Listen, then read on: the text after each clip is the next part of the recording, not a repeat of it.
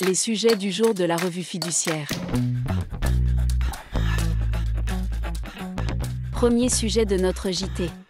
Contester la désignation d'un délégué syndical surnuméraire. Les syndicats peuvent désigner au sein des entreprises des délégués syndicaux.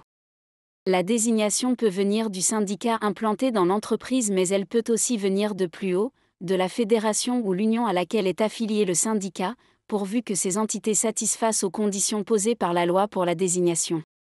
Ce régime présente un inconvénient, il peut conduire à des doubles désignations.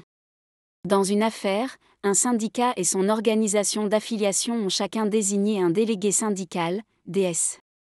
Le syndicat disposait donc de 3 DS au lieu des 2 auxquels il avait droit compte tenu de l'effectif de la société.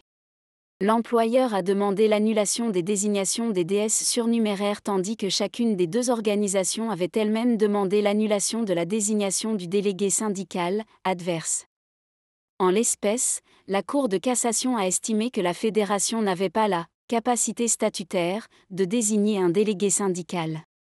À noter que l'employeur peut contester la désignation surnuméraire en saisissant le tribunal judiciaire dans un délai de 15 jours, par la remise d'une requête au greffe, ce délai courant à compter de la dernière désignation litigieuse. Deuxième sujet de notre JT. Fraude fiscale. Le législateur a renforcé son arsenal de lutte contre la fraude fiscale en créant un nouveau délit d'incitation à la fraude. Il vise à sanctionner les intermédiaires qui facilitent la fraude fiscale de leurs clients en mettant à leur disposition des schémas ou des dispositifs fiscaux frauduleux. Ces dispositions viennent d'être commentées par l'administration dans une récente instruction fiscale. Troisième sujet de notre JT.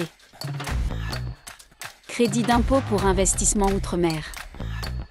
Les entreprises peuvent, sous certaines conditions, profiter d'un crédit d'impôt au titre d'investissement productif neuf réalisé dans un département d'outre-mer et relevant d'un secteur éligible. Le secteur du commerce, en particulier, exclu de cet avantage fiscal.